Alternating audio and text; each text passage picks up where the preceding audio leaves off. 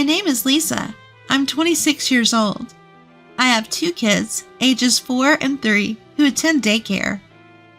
Currently, I'm working part-time at my uncle's company until my children grow up. My husband, who recently received a promotion to supervisor at the supermarket where he works, is 32 years old. When he got the promotion, he was shyly happy, saying with a smile during dinner, "It somehow reminds me of when I received my first job offer."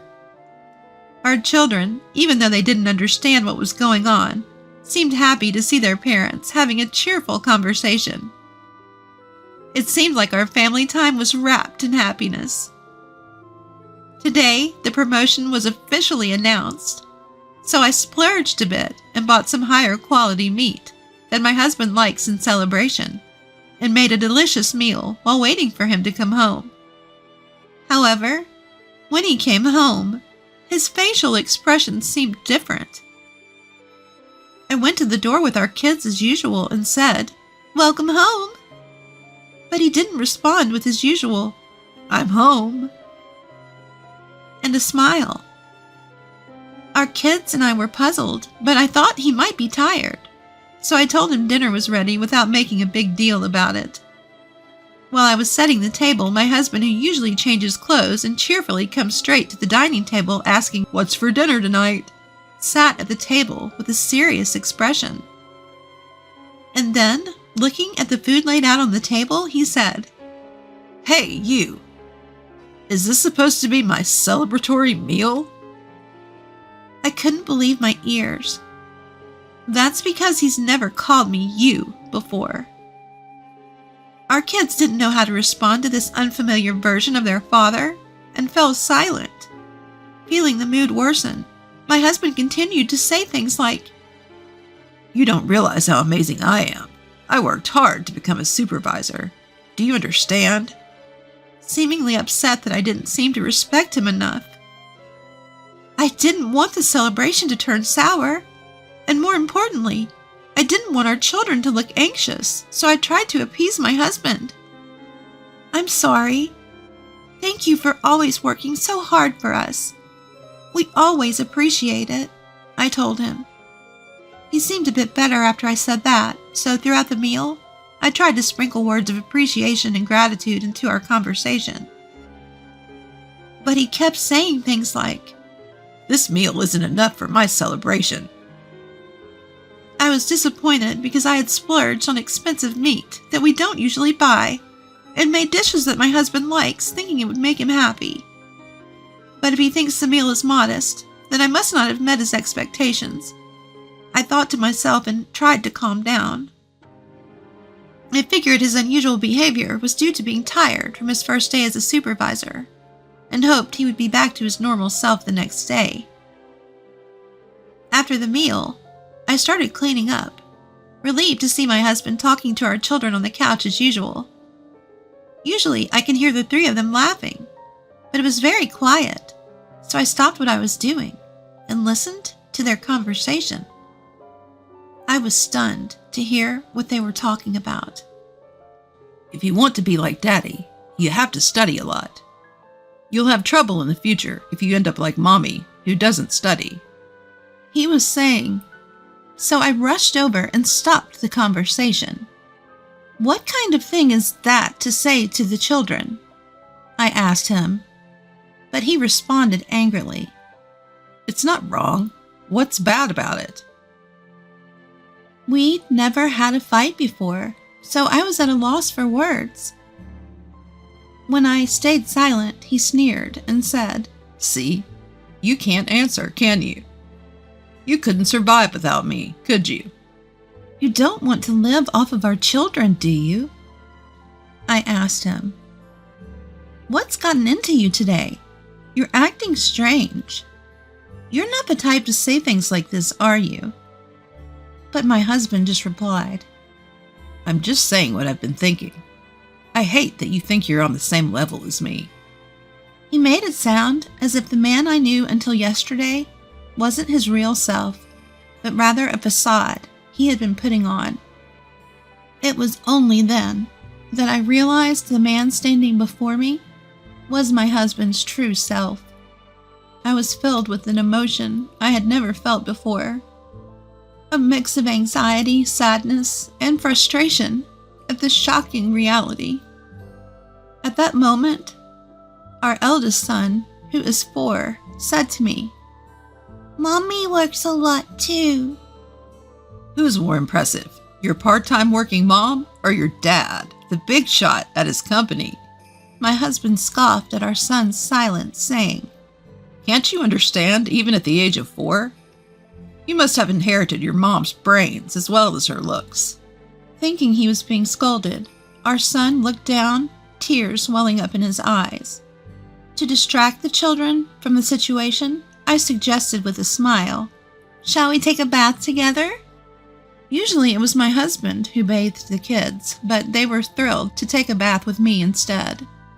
Our eldest son, who usually insisted that I help him undress, quickly started to take off his clothes on his own, and our 3-year-old daughter followed suit, trying her best to undress herself. After helping her a little, her clothes came off, and I praised her with a smile, saying, "Well done." She looked very pleased with herself. Seeing the children like this was so healing that I almost forgot about the incident earlier. While we were in the tub chatting about what happened at daycare, my husband came into the changing room and shouted through the bathroom door, "You're being too loud. And why are you taking a bath before me?" The children clung to me in fear. As my husband grumbled his way back to the living room, our son said with a worried look, "Daddy is mean today." I hugged my daughter, who seemed on the verge of tears, and said, "Daddy is just tired and grumpy today. He'll be his usual self tomorrow." After we got out of the bath and prepared for bed, we went to the children's bedroom earlier than usual. We spoke in hushed voices as not to provoke my husband. The children seemed to find this fun. "It's like we're having a secret conversation," they said, talking more than usual in their little whispers. They even tried to suppress their laughter, perhaps fearing that my husband might get angry. But the more they tried not to laugh, the more they seemed to want to, and they spent the entire time chatting and laughing happily. Watching the children like this, I felt truly happy. Having laughed themselves tired, the children fell asleep earlier than usual. I then headed for the living room where my husband was. My husband was looking at his smartphone, his hand covering his mouth, his face slightly red, as if he was embarrassed. I felt a bit off, but more importantly, we needed to discuss my husband's behavior earlier today. "You've been acting really strange today," I told him. "Even the kids are getting worried." He replied, "What's so weird about me? If anything, you're the strange one. Aren't I supposed to be respected by our kids? Do you want them to turn out like you?" He didn't feel guilty at all, even going so far as to belittle me. I told him, "I've not led a life that deserves being looked down upon." But he just kept insisting. "Your way of thinking is wrong." And we couldn't have a proper conversation. Then he said, "We're doing things my way from now on. I'm going to change our family's wrong ways." When I asked him what he meant, he suggested that the family should always put him first, take a step back, and create an environment where he can relax. I told him, "That's too different from how we've been doing things. The kids will be confused. Please stop." But it seems like he heard about the family life of a department head he respects, and thought that my and the kids' attitudes towards him at home were wrong. It seems he got some words of encouragement from the department head when he got promoted, and had a little chat.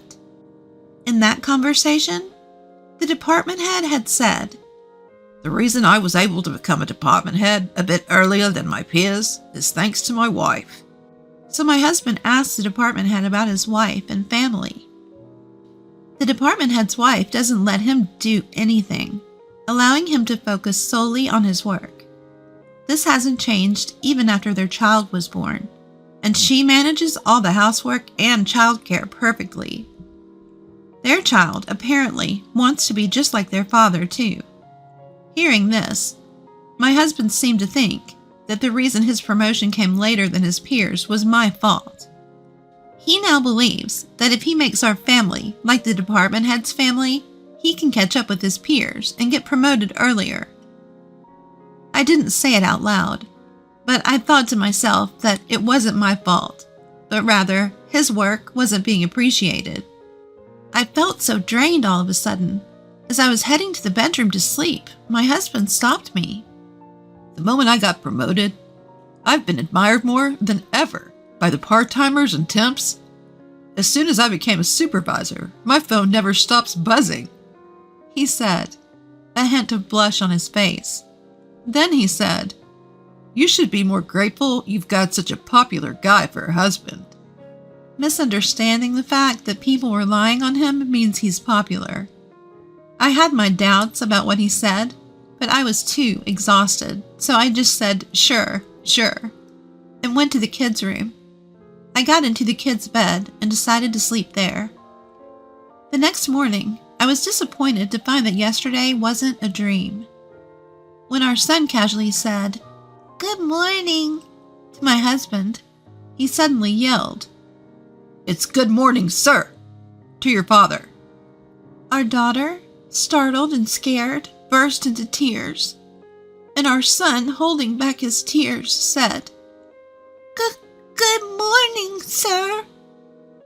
Seeing this, I yelled, "Don't shout at them for greeting you as they always have." But my husband yelled back at me, "Didn't you understand what I said yesterday? You should be grateful just to be with someone like me." He continued. In front of the children, our eldest son, who had been holding back his tears as he had never seen such a quarrel before, also started crying. I couldn't help but join them in crying due to a mix of anger and sadness. Seeing this, my husband exclaimed, "What a depressing start to the morning," and left for work without eating his breakfast. As I was comforting the crying children, our eldest son caressed my head and told me, Don't cry, Mom. Wiping away my tears, I hugged the children tightly and assured them with a smile, I won't cry anymore. Then I prepared for my work and got the kids ready for daycare before heading out. When I was with the children, I could act cheerfully, but when I was alone, I felt incredibly down. I can't help but think about how to restore our family to its previous state of happiness. The company I work for is a consulting firm run by my uncle. My uncle is my mother's brother. Since he and his wife never had children, they've always doted on me since I was young, like a second set of parents. On his recommendation, I obtained the necessary certification to work as an HR consultant, and now I work at his company. After I gave birth to my children, they have allowed me to work shorter hours. While my uncle runs the consulting firm, my aunt runs a real estate agency. Our apartment is rented from her real estate company. When I arrived at work, my uncle noticed my tear-streaked face and expressed his concern. I brushed it off with a smile, saying, I just couldn't help but cry when I saw the kids off to daycare. But I think my uncle saw through me. He kindly told me, "Don't hesitate to talk to me if you need anything," while patting my head. Once again, I held back my tears and got on with my work. After finishing work at 3 p.m., I bid farewell to my colleagues who were still working and went to pick up my children from daycare. We then headed to the supermarket for groceries. The supermarket is also where my husband works. I am familiar with the staff, so I greet them as I shop. A part-time worker, who usually chats with me, congratulated me on my husband's promotion to supervisor. I responded, "Thank you. It's all thanks to all of you. Please continue to support my husband." Usually, this part-time worker would engage in some small talk, but today she approached me with a serious expression. Just as she was about to say something, my husband, who happened to be in the store, caught her attention, and she quickly returned to her duties. My husband told me, "Don't interfere with a part-timer's work. Finish your shopping and go home." I thought I might have indeed disturbed her work, so I simply replied, "All right," and started shopping, pulling along our child's hand. After finishing shopping and waiting in line for checkout, I saw my husband talking to a young female part-timer at a distance that seemed too close for just work-related conversation. I brushed it off and continued with the checkout when my daughter went over to my husband and the part-timer. My husband shooed her away with a dismissive hand gesture. She returned to me with a saddened expression. As I looked at my husband, he and the part-timer went into the back of the store through a door. My woman's intuition was at work, and I had a bad feeling. But more than that, my mind was filled with the question of how could I restore my family to its previous happy state. After doing the shopping, I got home, let the kids play, and pondered while preparing dinner. But no good ideas came to mind. I thought about consulting my uncle, but I decided to think more about it because it's about my own family. I told myself that there must be a way out. I had dinner ready by the usual time my husband gets home, but no matter how long I waited, he didn't come back. I thought I would just get scolded if I called him, so I waited for him to come home without calling. I ate dinner with the kids first, took a bath together, and finally, when the kids were asleep in their bedroom, my husband came home. His working hours are from 8 a.m. to 5 p.m., and the store closes at 8 p.m. I wondered if he had to work overtime. So I didn't ask anything and just reheated dinner. However, my husband said, "I don't need dinner today. I've already eaten." So I silently turned off the stove and cleaned up. When I glanced at my husband, he seemed to be exchanging messages with someone on his smartphone. He noticed my gaze and began to make excuses, even though I didn't ask, saying, "Listening to the employees' concerns is also a part of a supervisor's job." At that moment, I felt my woman's intuition was getting closer to the truth. Something's fishy, I thought. I felt like my husband was no longer the man I loved, and I was overcome with sadness. My heart ached sharply. My heart rate quickened, and I felt constricted. I can't restore my happy family by myself. As my suspicion that my husband may have a woman he likes approaches certainty, my goal of restoring a happy family seems to be drifting away.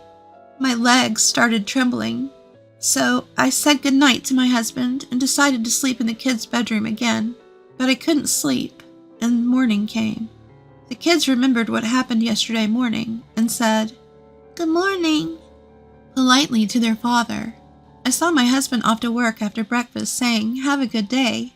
During the sleepless night, I was thinking about how to restore my family. To do that, I concluded that I must bring back my husband's feelings towards the family. So I decided to study cooking more and work harder on housework to win back his feelings. However, my husband started coming home late almost every day and stopped eating at home. I thought I should not provoke him now and did not discuss it with my husband. No, maybe I was scared to find out that my husband's feelings were no longer with me, and I might not want to hear harsh words from my husband. So I started to avoid conversation as much as possible.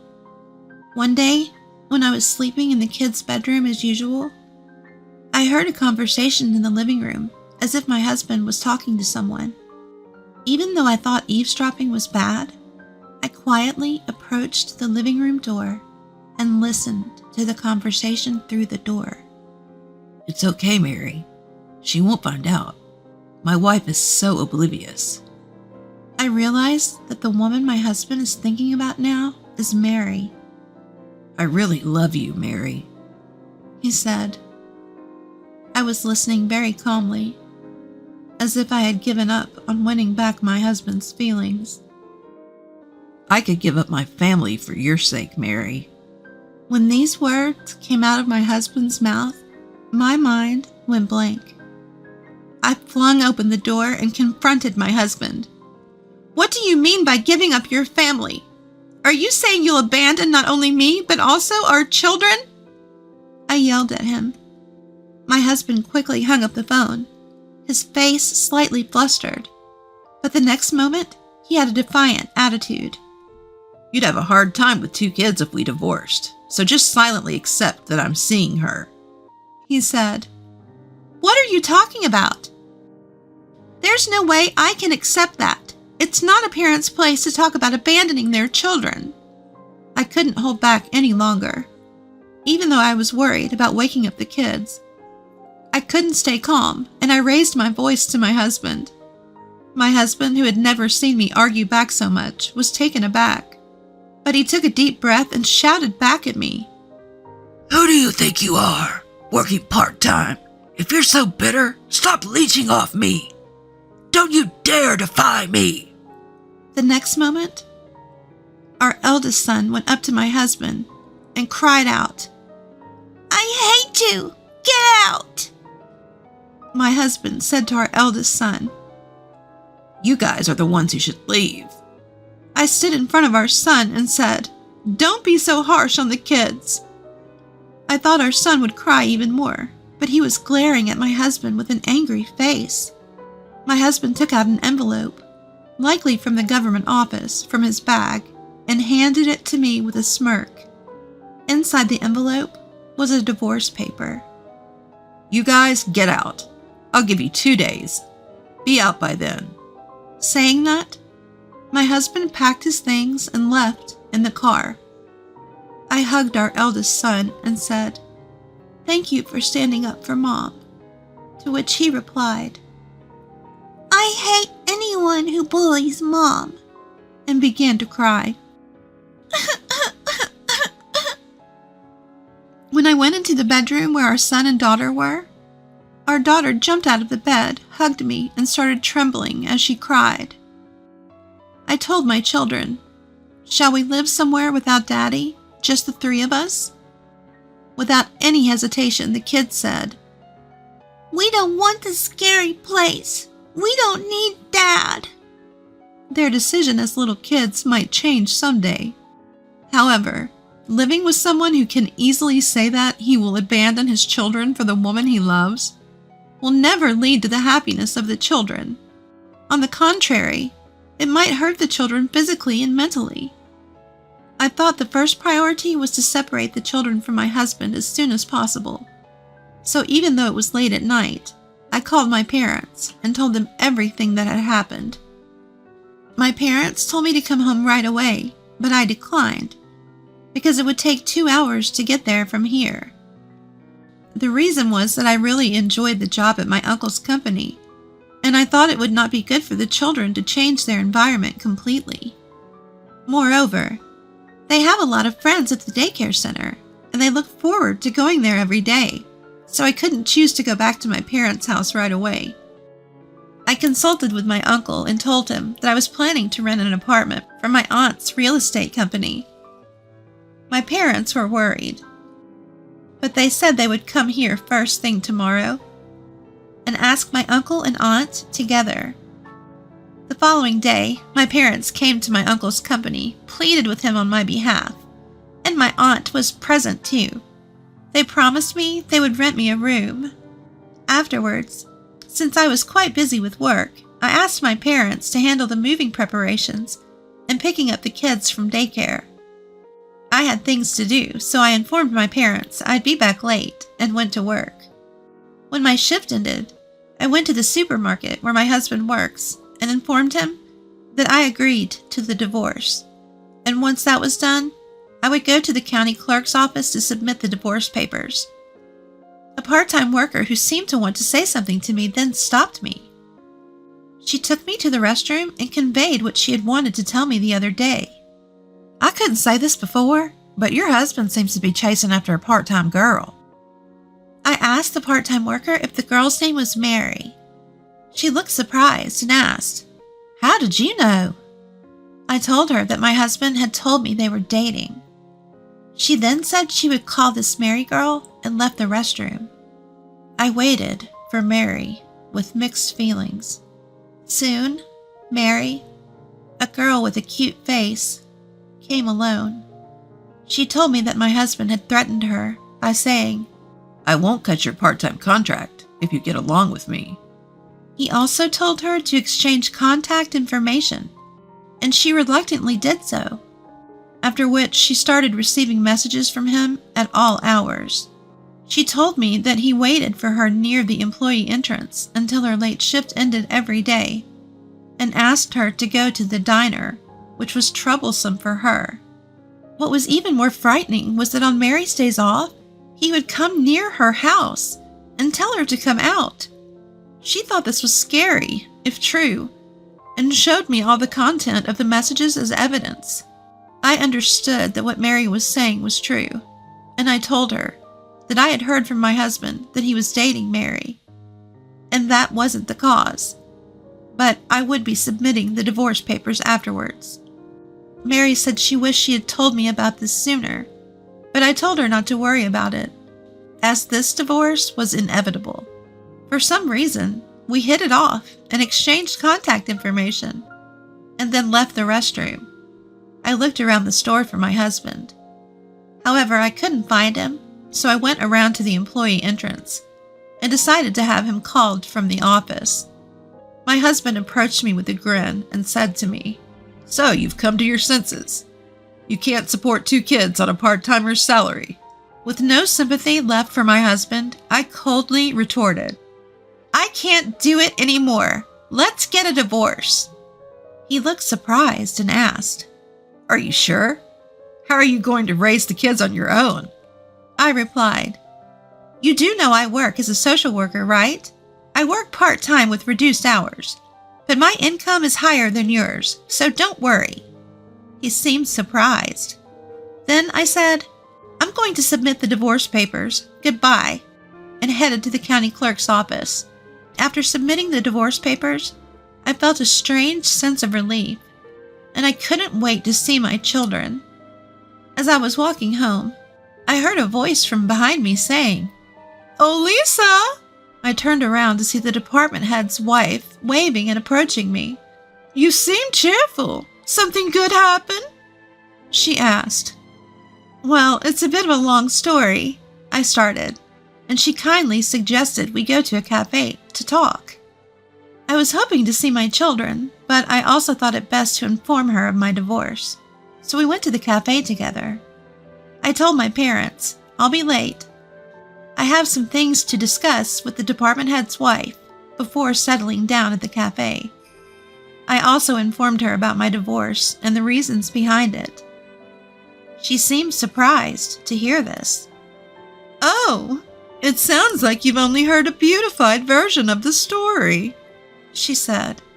According to her, the department head is quite helpless outside of work. He's clumsy to the point that even when he tries to help with housework, it ends up creating more work for her. For instance, he would break dishes while washing them because his hands would slip with the soap. He would hang the laundry without straightening the wrinkles, and he almost caused a fire by overheating the pan while cooking. So she told him, Just focus on your work. Every time you do something, it just adds to my workload. The reality was that the department head wanted to help with the chores, but she had forbidden him from doing so. When I asked if their child admired the department head because he became a manager at a young age and was therefore respected, she said, That must be it. He doesn't have to do anything at home. My husband is a complete goof outside of work. That's what makes him adorable. She smiled happily as she said this. I realized then that the department head wasn't a tyrant at home, but rather a cute husband who was led by the nose by his wife. They seemed like a pleasant family. I also discussed my concerns about what Mary was going through with my husband. I spoke to the department head's wife about Mary without her permission, considering Mary's safety. I knew her father was an executive at the supermarket where my husband worked. I was certain that her husband, who was eager for promotion, would succumb to pressure from above. The department head's wife said that if this was true, it would be a violation of company policy and needed to be investigated, so we ended the conversation there. Before we parted, she said to me, "You and your children have the right to happiness. If anything happens, let me know." And we exchanged contact information. When I hurried home, the house was already empty. "We've finished preparing for the move. Let's go to our new house," he said, and we got into the car and headed to our new house. My aunt's employees had helped, and my mother had decided where to place the furniture, so we were ready to start our new life right away. What surprised me more was the size of the living room and the number of rooms. Each of our children now had their own room. There was also a room for my parents to stay when they visited. I thanked my aunt and uncle for renting us this place at such a low rent. "You really don't need to pay any rent," my aunt said, but I was grateful even for the reduced rent.